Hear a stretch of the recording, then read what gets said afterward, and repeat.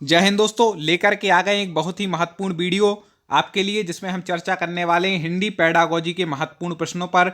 हिंदी शिक्षा शास्त्र यदि आपको व्यवस्थित ढंग से पढ़ना है तो अभी तक आप हमारे चैनल को टॉप 50 स्टडी यूट्यूब चैनल को आपने सब्सक्राइब तो कर ही लिया होगा और आप हमसे जुड़ ही गए होंगे, क्योंकि इस चैनल के माध्यम से हम सब विषयों की पेडागोजी जो जो आपकी परीक्षाएं पूछी जाती है, चाहे हिंदी की हो, चाहे संस्कृत की हो, चाहे मैथ की हो, चाहे पर्यावरण की हो, जो भी आपके सिलेबस के अनुसार है, पूरी तैयारी हम आपको करा रहे हैं। तो आप हमारे चैनल से सब्सक्राइब करके जुड़ जाएं, जिससे प्रत्येक वीडियो की जानकारी आपको मिले और जो आपके लिए उपयोगी हो आप पढ़ सकें। तो चलिए कमेंट बॉक्स खोल लीजिए, उत्तर बताने के लिए तैयार हो जाइए। कौन कितने सही उत्तर दे पाता है देखते हैं। पहला प्रश्न यहाँ पर है कि भाषा का मुख्य कौशल है, भाषा का मुख्य कौशल कौन सा है? तो आपको बता दें, लिखना, सुनना, पढ़ना, बोलना। तो उपयुक्त सभी, ये सभी क्या है? भाषा के कौशल हैं। ठीक है, फटाक से आप कमेंट करते जाइए। महत्वपूर्ण प्रश्न आ गया, भाषा के मुख्य तत्व होते हैं, कौन कौन से हैं भाषा के मुख्य तत्व? तो आपको बता दें कि इसका जो सही उत्तर आप पहचान रहे हैं, बिल्कुल सही, ध्वनि, संकेत, चिन्ह, ये सभी इसका उत्तर ठीक हो जाएगा। तीनों भाषा की क्या है? मुख्य तत्व हैं। ठीक है दोस्तों, आगे, बालक को भाषा शिक्षण की शिक्षा देने का माध्यम होना चाहिए। आईएमपी है, जिसको आईएमपी बोले उसको तुरंत बिल्कुल रट लेना ही। तो बालक को यदि शिक्षा देनी है तो भाषा शिक्षण की शिक्षा का माध्यम कौन सा होगा? अब कोई छोटा बालक है भैया, तो उसको सबसे पहले मातृभाषा में ही भाषा शिक्षण की शिक्षा देंगे। ठीक है, तो इसका उत्तर मातृभाषा हो जाएगा। ये कई बार पूछा गया प्रश्न है। मातृभाषा का अर्थ है, मातृभाषा का क्या अर्थ आप लगाएंगे? तो पहले दिया है परिवार की भाषा, फिर माँ की भाषा, पिता की भाषा, या फिर डी उपर्युक्त सभी। तो आपको बता दें, इसमें कंफ्यूज नहीं होना, माँ की भाषा पे कई लोग लगा के आ जाएंगे, लेकिन आपको बता दें परिवार की भाषा, पिता की भाषा भी मातृभाषा ही कहलाएगी। मान लो कोई बच्चा है और ऐसी कोई अनहोनी हो गई, उसकी, वो बच्चा हुआ, उसके बाद उसकी माँ चली गई, तो क्या वो उसकी भाषा मातृभाषा नहीं सीखी क्या? तो परिवार से भी सीखे या पिता से भी सीखे, वो भी उसकी मातृभाषा ही कहलाती है। ठीक है, इसलिए कंफ्यूज नहीं होना। मातृभाषा का मुख्य उद्देश्य होता है, ठीक है, उदाहरण समझाने के लिए दिया जाता है, उसको अन्यथा मत लीजिएगा, एक देश होता है। तो मातृभाषा का मुख्य उद्देश्य होता है, क्या होता है मातृभाषा का मुख्य उद्देश्य? तो आपको बता दें, बिल्कुल हम ऐसे प्रश्न ले आएंगे आपको ज़्यादा फैक्ट याद हो जाए। तो मातृभाषा का उद्देश्य है मानसिक विकास, शारीरिक विकास, बौद्धिक विकास। तो उपर्युक्त सभी इसका, कई लोग बोलेंगे सर उपर्युक्त सभी वाले क्यों आ रहे हैं? तो आपको बता दें कि यहाँ पर उद्देश्य केवल प्रश्नोत्तर नहीं है, यहाँ पर उद्देश्य है कि एक प्रश्न के माध्यम से आपको 4 प्रश्नों को याद करा दिया जाए। ठीक है, आगे है, मातृभाषा की प्रमुख शिक्षण विधि है। अब बता दीजिए, अब इसमें भी उपर्युक्त सभी नहीं लगा देने जल्दबाजी में। कई बार मैंने देखा दोस्त, जहाँ पर उपर्युक्त सभी होता है पेपर में, अधिकतर लोग वही टोटल लगा के आ जाते, हर जगह नहीं होता उपर्युक्त सभी का अंतर। ठीक है, देखें, तो मातृभाषा की प्रमुख शिक्षण विधि कौन सी है? तो आपको बता दें, मातृभाषा की है अनुकरण विधि। आगे देखें, भाषा अधिगम के कारण होते हैं। पहला है भाषा विज्ञान और आगे है व्याकरण और भाषा कौशल।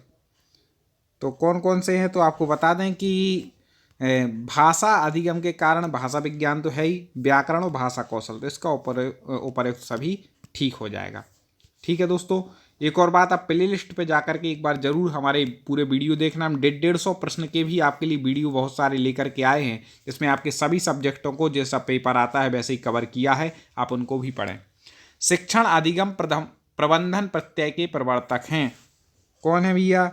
जल्दी से बता दीजिए।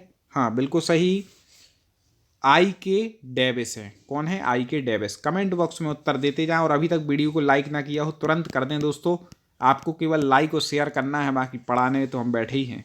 शिक्षा के उद्देश्यों का वर्गीकरण किया है, किसने किया? शिक्षा के उद्देश्यों का वर्गीकरण कई बार पूछा गया है, तो बीएस ब्लूम ने। ठीक है, बीएस ब्लूम ने क्या किया? शिक्षा के उद्देश्यों का वर्गीकरण किया है। इसमें कुछ सरल प्रश्न है, कुछ कठिन है, ऐसे ही पेपर में आते हैं।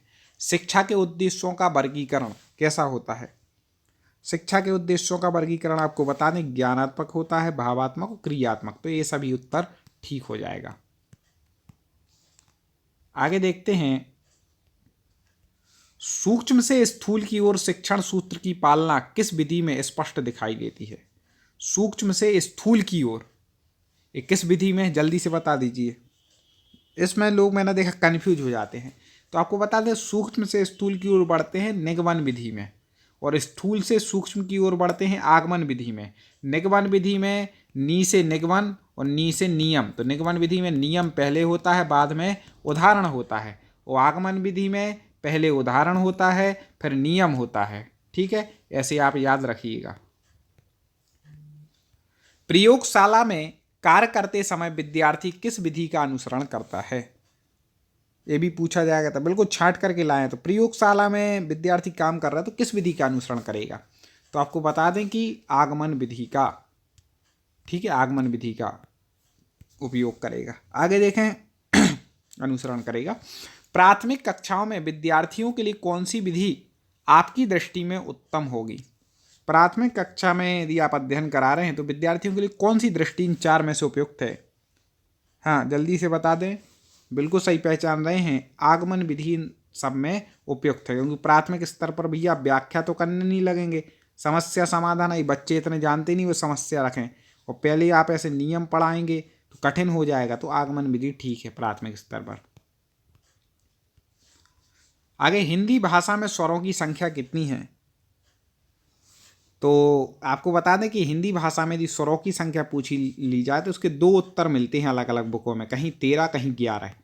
अम आहा को मिला लें तो हो जाते हैं 13, और इनको नहीं मिला तो होते हैं 11। अब दोनों ऑप्शन दिए हैं तो आप वैसे 11, मैंने देखा कई बार लोग लगा के आते हैं, सही हो जाता है, 11 लगा दीजिएगा। हिंदी भाषा में मूल व्यंजनों की संख्या, मूल व्यंजन यहाँ पर पूछे गए हैं। हाँ, तो मूल व्यंजनों की संख्या कितनी है, 33।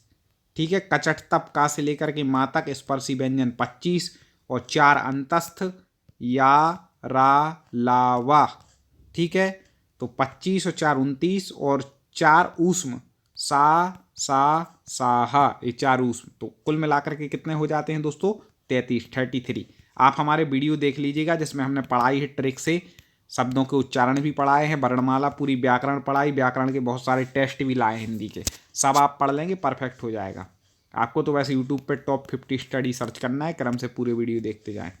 भाषा की प्रथम सार्थक इकाई होती है, महत्वपूर्ण प्रश्न है।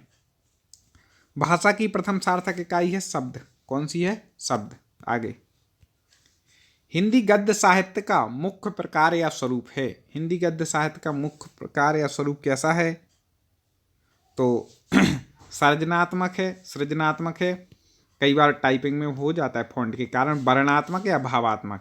जल्दी से बता दें, तो आपको बता दें कैसा है, सर्जनात्मक गद्य है। ठीक है, आगे, गद्य शिक्षण की मुख्य विधि, ये तो पढ़ा ही होगा दोस्तों यदि आप पेडागोजी पढ़ रहे हैं तो गद्य शिक्षण की मुख्य विधि जो होती है, तो आपको बता दें उद्बोधन विधि तो है ही, प्रवचन विधि भी है, और स्पष्टीकरण विधि भी है। तो उपयुक्त सभी इसका उत्तर ठीक हो जाएगा। दोस्तों अभी तक लाइक ना किए हो जल्दी कर देना, क्योंकि आप लाइक करते हैं तो हमें प्रोत्साहन मिलता है और वीडियो ऐसे लाते हैं, और आगे अपने मित्रों तक शेयर जरूर करें। माध्यमिक स्तर पर गद्य शिक्षण की विधि प्रयोग में ली जाती है।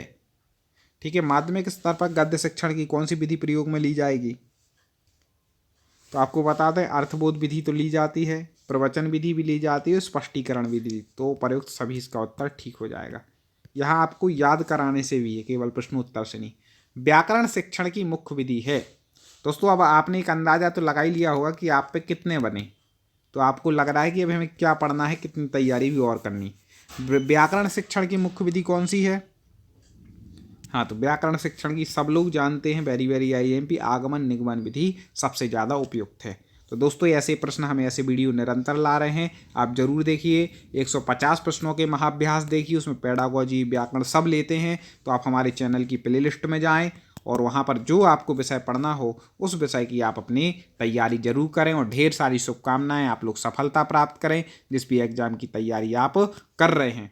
दोस्तों एक और बात मैं आपको बता दूं कि शिक्षा शास्त्र के जब भी आप कोई उत्तर दें तो एक चीज़ यहाँ वहाँ ये याद रखनी है कि आपको एक शिक्षक बन जाना है उत्तर देते समय, कि आप वहाँ पर एक शिक्षक हैं। आप क्या करेंगे, सामने आपके एक बच्चा बैठा है और सब बच्चे जितने बैठे हैं वो आपके लिए समान हैं, ये सोच करके अब शिक्षक कोई भी प्रश्न पूछे तो उस जगह क्या करेगा, ये चीज़ आपने समझ ली ना दोस्तों, तो आपने बाल विकास को समझ लिया, शिक्षा शास्त्र को समझ लिया। और मैं पिछला वीडियो अभी लाया था NCF 2005, ठीक है, राष्ट्रीय पाठचर्या की रूपरेखा, वो जरूर देख लेना, वो बहुत महत्वपूर्ण है, उसमें से प्रश्न आते हैं। ठीक है दोस्तों, तो अगली वीडियो में पुनः मुलाकात होगी। आप जुड़े रहें। जय हिंद।